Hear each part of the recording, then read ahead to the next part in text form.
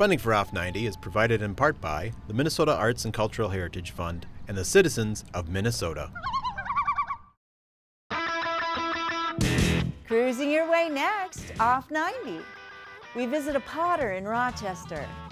We build a house with the Habitat for Humanity in Winona. We look at the oldest grocery store in Rochester.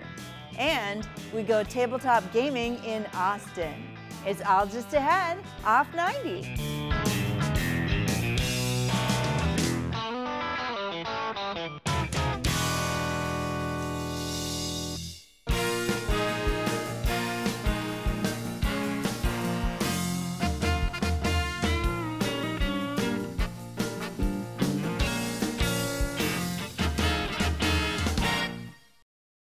Hi, I'm Barbara Keith.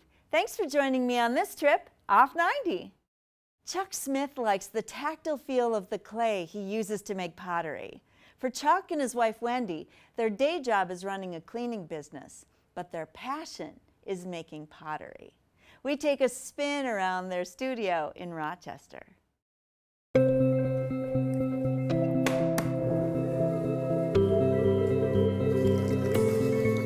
I think for me it was the tactileness of the material, the fact that you can mold it, shape it. You can take something liquid and it can harden up, and then you can throw it through the fire and then it becomes something usable. Hi, I'm Chuck Smith, and I am a local potter here in Rochester, Minnesota. I am a functional potter, and I enjoy making mugs and bowls and bathroom wares and soap dishes and things like that for families to use in their home. I started doing pottery 3 years ago. I took a class here in a local studio in Rochester. Once I took that first class, I was hooked. I remember asking him if he enjoyed it, and he just lit up and he was like, oh my gosh, yes, I loved it. The one area that I like the most is the repetitiveness of making, throwing mugs on the wheel. If I can sit down and crank out 10 or 12 mug forms in an hour, that really gets me going. And if I'm having a good day, I can relax and enjoy it. And if I've had a bad day, I can get in there and I can just make a mess. I'll just let my frustrations out on a piece of clay. And so it's very therapeutic for me. We're totally inspired by nature, so a lot of the colors Chuck uses are kind of like woods and water or the northern lights. We're both huge on the northern lights and have been lucky enough to see them up north many times. Well, we have a large studio just south of Duluth. We're set kind of in the woods on a country road, and it's just really peaceful out there. And we're both extremely inspired by the outdoors and nature. My favorite part, I would say, is the interaction with the customer and seeing how they respond to your work. Like sometimes you can actually see someone's countenance change when they walk into your booth. I actually had someone respond today.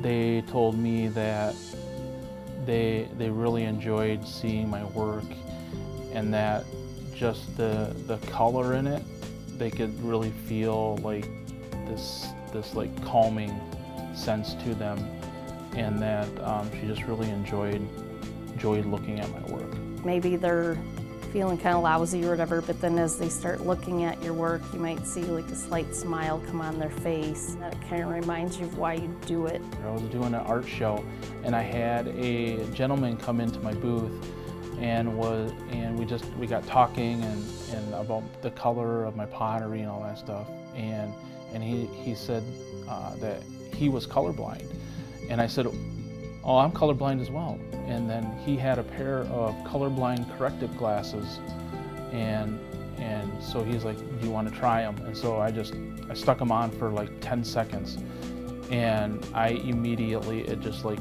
changed my world. I wasn't prepared for an emotional reaction, but first time seeing my pottery and able to see the greens and the reds and stuff and everything, I just started crying. It was amazing.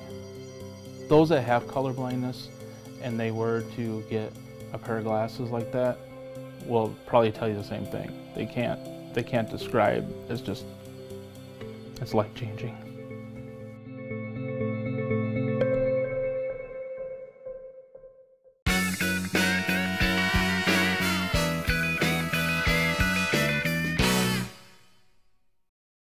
Volunteers with the Habitat for Humanity give their time and sweat to help people get a decent and affordable home. We join a team building a Habitat home in Winona and learn more about the group's mission. Habitat for Humanity has the mission of seeking to put God's love into action. We bring people together to build homes, communities, and hope. And I think our mission is really powerful because we start with bringing people together. And so it's volunteers who build the homes, it's volunteers who repair them, and it's volunteers who provide the bulk of the labor in the restore. And what we're doing is so much more than building and repairing a home. When we come to a distressed community and remove a blighted home and build a brand new one in its place, the community comes out around us in gratitude and happiness to see their whole neighborhood revitalized. As we're building community, we're also building hope for generations of future homeowners. Habitat for Humanity serving Winona County really focuses our services here in the city of Winona, Goodview in Minnesota City, and then also into the rural communities that comprise all of Winona County. My role as director is a really fun one. I get to talk with the community about what Habitat does. I'm out there sharing the Habitat story, and sometimes, if I feel bold, I'll share my own. I grew up in construction, listening to the table saw and the lathe as my lullaby while my dad worked in the basement. And so that construction affinity and that relationship to home goes way back.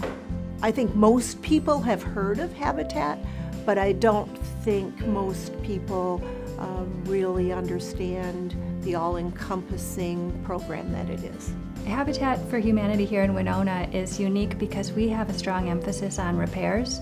So whereas most people think of Habitat for Humanity as an organization that builds homes, we have a much higher level of activity in home repair.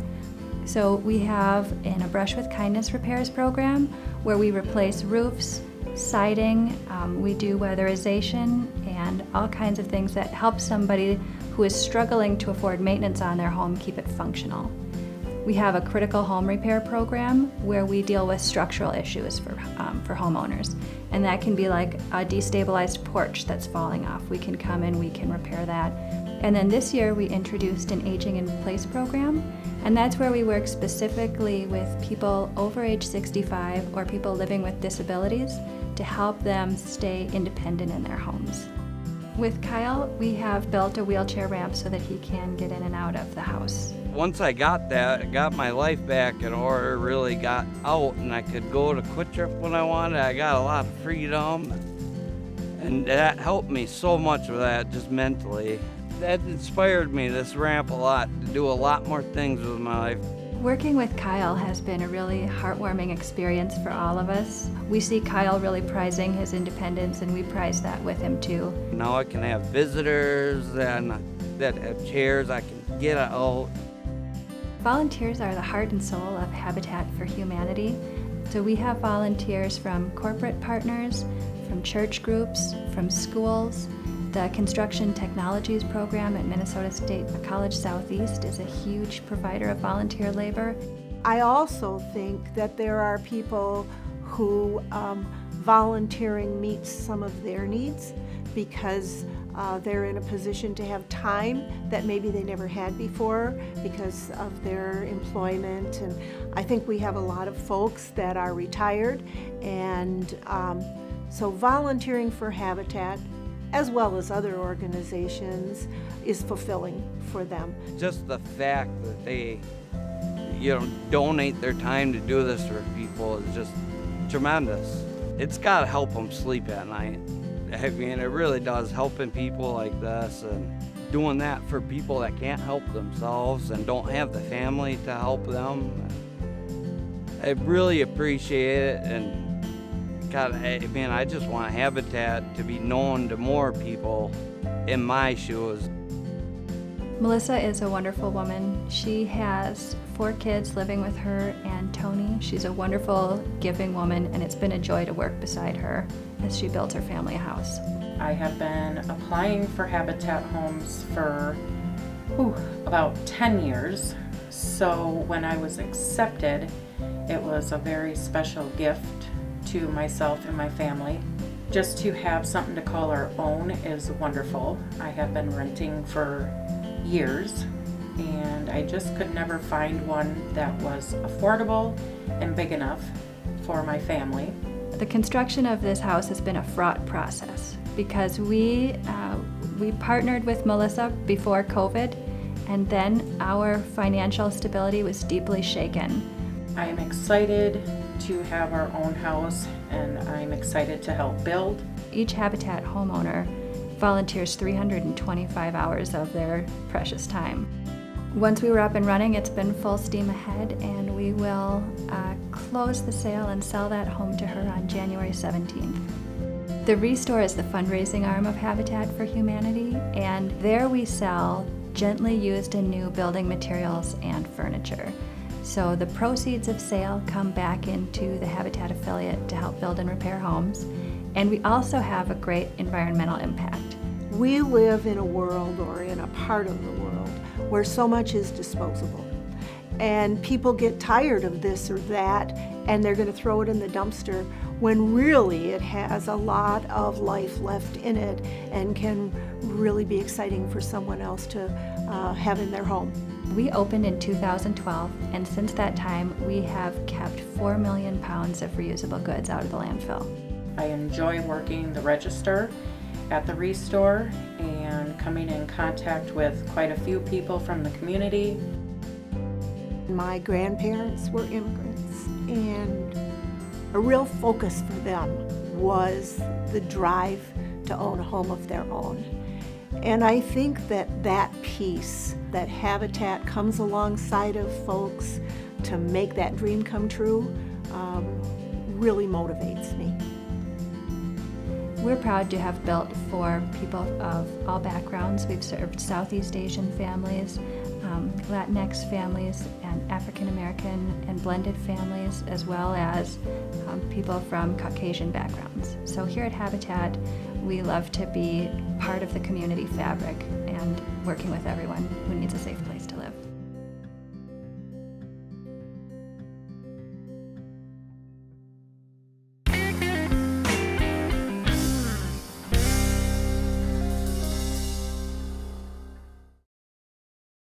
You could write a book about Silver Lake Foods in Rochester. After 70 years, the city's oldest grocery store is also the only locally owned grocery store. The current owners pride themselves on offering the same personal service the store has been known for.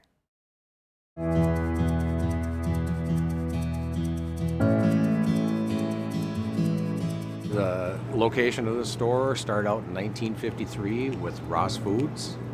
At some point in time, it was changed hands, went to an Erdman's grocery store for quite some time. And after that, it was Mr. P's, and then Mr. D's, and then Silver Lake Foods, sometime around 2001, I believe. Hi, I'm Jason Odell, owner of Silver Lake Foods in Rochester, Minnesota. This place has stood, it's the oldest grocery store in town, and it's the only full-service grocery store that is owned locally. It's more of like a family store.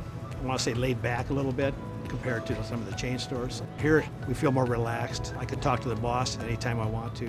And we have a lot of loyal customers, and we make a lot of friends. My name is Brian Cooper. I'm the store manager here at Silver Lake Foods. I take care of most of the general operations of the store. It's just a neighborhood store, and I think people just like that atmosphere when they come in here. They feel they can get around the store easy enough, and we have a lot of people say, you guys better not close because we need you here. I mean, this is a style of store that used to be popular in the 50s and the 60s, and some people relate to that real well. Being a hometown store, not a chain store, is becoming a more unique thing nowadays. The customers have been wonderful. They're understanding, you know, when you don't have certain products because of how today's world is, the customers are great. And then just the service. the customers enjoy us, they compliments on the employees, and we have the ability to be an independent. I can buy from anywhere. So customers will ask, hey, could you get this? I said, well, just show me a UPC and stuff like that, and I'll see what I can do, you know. And I had a lot of people say, hey, you got stuff here that I can't get anywhere else, you know. And sometimes it's the older things, you know, that used to be, you know, King Bing bars. You know, we'll do little things too, you know, we'll jump the car for them. You know, it's just those little things that add up to making them feel cared for here. We do delivery service. You know, right now it's only a couple days a week, but again, it's the old-fashioned way. They call in. You know, we have a lot of elderly people here that aren't up on the technology, so they talk to somebody on the phone, give them their order, we shop it, we deliver it. Whatever you need, you just ask. If we don't offer, just ask. They come here for our meat, primarily. That's our biggest thing. It's still done the old-fashioned way. It's all cut here and full service, high-quality choice meats. We make primarily everything here. We're very, very price competitive in that. We're able to do it a fair amount cheaper than a lot of people, and the qualities are the same. A lot of changes. It's been interesting to see the store remodel. Primarily when Jason took over, he's done a huge amount of remodeling. The decor here we have now, the flooring, and recently, last year or so, the outside reface, the lobby, those kind of things. So that's been kind of exciting because you know you're not going to spend that money if you're not doing well, and so it helps us to feel like we're growing. You know, it's been an exciting business to be in, you know, and it's fun to put back into the business. It has a lot of changes, and with people's desires change, and you have to adapt to them, and you know, so it's never dull. I'm proud for being here for the number of years I have. I always say I'm going to write a book someday, and each chapter will be about somebody or something. But 50 years in the grocery business it's kind of hard to step away at some point.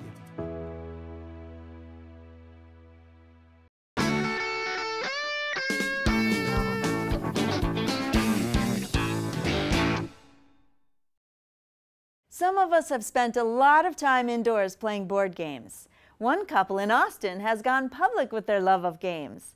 They began hosting gaming events called Austi-Con. One goal is to provide a sense of community and help people make new friends. The plan was going to be just a Warhammer tournament, but then things kind of changed with that, and I go, well, maybe we'll just go to a general hobby games convention. And then when that happened, then it started looking, well, actually, we're probably gonna have more people than I was originally planning for this. And yeah, then it kind of got bigger than anticipated quite quickly. So before we had kids, we went to a lot of board game conventions just for fun with our group of friends, and we would always talk about, you know, what do we like about it, what would we do differently, and now we have the opportunity to make it what we ideally want to see. So when I first started, I would hang out in Rochester a lot. There was the Rochester gaming community over there, RGC, and they actually held a convention over in Rochester for a few years, and I was someone who helped organize that there. I ran tournaments for them and volunteered. I was on the board of directors for that group for a little while too. That's when I started Austi-Con. Nancy at the Visitors Bureau knew that I went to some of these bigger events around, and she was kind of like, is there a way to do something like that here? And I was like, oh yeah, I think there probably is. So asked what she would need to do to help, and she helped with, you know, liaison to the hotel and getting space, and that worked out well. And then also when we moved to the Armory, she was helpful in building that relationship there. And the last one was our 5th actual event, and so the first one would have been like 6 years ago because we skipped a year due to the pandemic. There's a lot of different things that go on at Austi-Con. So if people come and have no prior gaming knowledge or anything, they can come, and there's a lot of people that will be bringing their favorite games and have signed up to run them, basically. So that if you want to learn a new game, you can just sit down at a table and learn it with someone. We also have a permanent library of games that are there. So if you want to just come check one of those out, those are always available for that. we also have publishers that are trying to get like some buzz about their new games. So they donate copies to the Play to Win library, which is a library of games that if you play it during the weekend, one person's name is drawn on Sunday out of all the people who played it, and they'll get to take that copy home. So, so those are kind of the main ways to get involved in playing games there. So yeah, no one has to bring anything. There will be games there, but yeah, if you have games that you want to bring and share with other people. It's just fun to see the joy it brings people, especially I think at this last one, it was just fun. You know, people were just so happy to be back together. Some of them had not played any games in person, you know, for a long time. And I know a lot of people that's something they really miss, and that's kind of one of their main social outlets, and for us too. So it was just so fun, and you know, so many people just said, we're so happy to be back here, and thank you for having it, and when is it going to be again? And you know, it's just, it brings so much joy, and it's just so fun to see people get together and make a new friend or find that new game that they think is so much fun, and just to see their excitement is really fun. I think overall we enjoy doing it together, and I mean, we are the main faces of Austi-Con. We don't have any other staff. We do have friends that help us out, but we are the ones who do everything really, and we enjoy doing it together, and we actually get along pretty well most of the time doing it. Yeah, there's usually a few little stressful moments, but I think it's a fun thing for us to do together. It kind of brings us closer together most of the time. When we started Austi-Con, we wanted to have a charity component to it too, and Kate's the special ed world is something that's very dear to her, and the Hormel Homes autism camps. She was director, founder of one of the camps. So that was something that, you know, she saw that there's a need for more funds. They could do more things with some more funds for that. So we're like, well, that would be perfect. And actually, also, I think does fit well in the gaming thing too, because we do have attendees that are on this like autism spectrum and such. So yeah, I think we both have always just had a desire to really just create positive things in our community, and you know, we wanted to just make it a place that you want to be and that you want to raise your family, and Austin always has been that for us, and we just wanted to contribute more things to the community that were positive. And yeah, having the charity component I think was just an important thing, and gamers are amazingly generous. They have surpassed my goal, I think, every year that I've had kind of just in my own mind of what I wanted.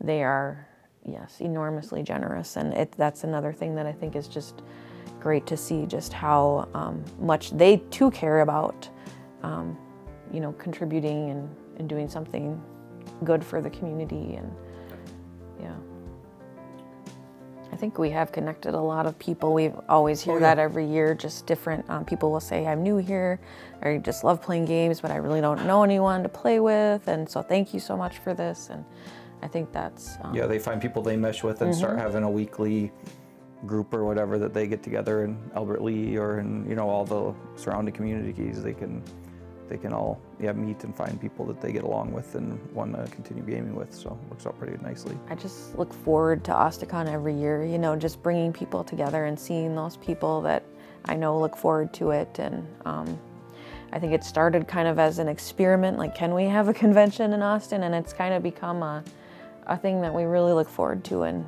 as much work as it can be at times, it's just so worth it just to see how much joy it brings. And I hope it's a good weekend for all the businesses in Austin, you know, and I think it's a good thing for the community, and I'm just really happy that we could have been a part of that.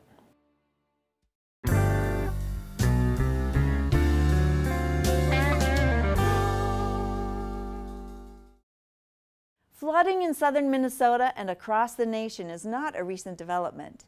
We look at one flood in Mankato in this video from the Blue Earth County Historical Society.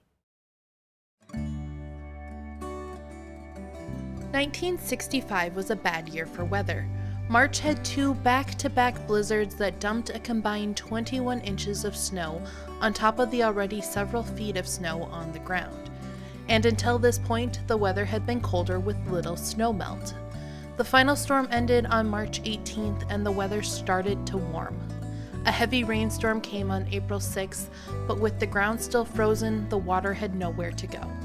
The Minnesota River began to rise over the next few days to reach 29.1 feet on April 10th.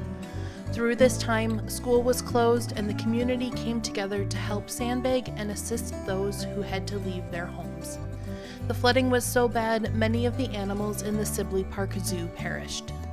It was another 11 days before the river was below flood levels, and several months before things returned to normal in Mankato.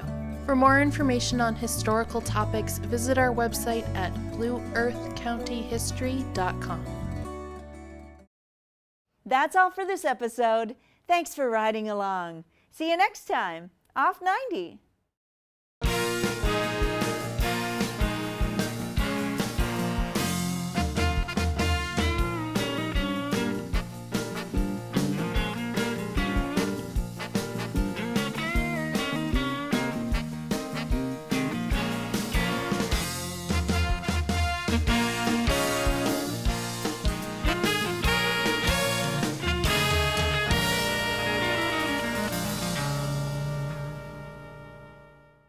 Funding for Off 90 is provided in part by the Minnesota Arts and Cultural Heritage Fund and the citizens of Minnesota.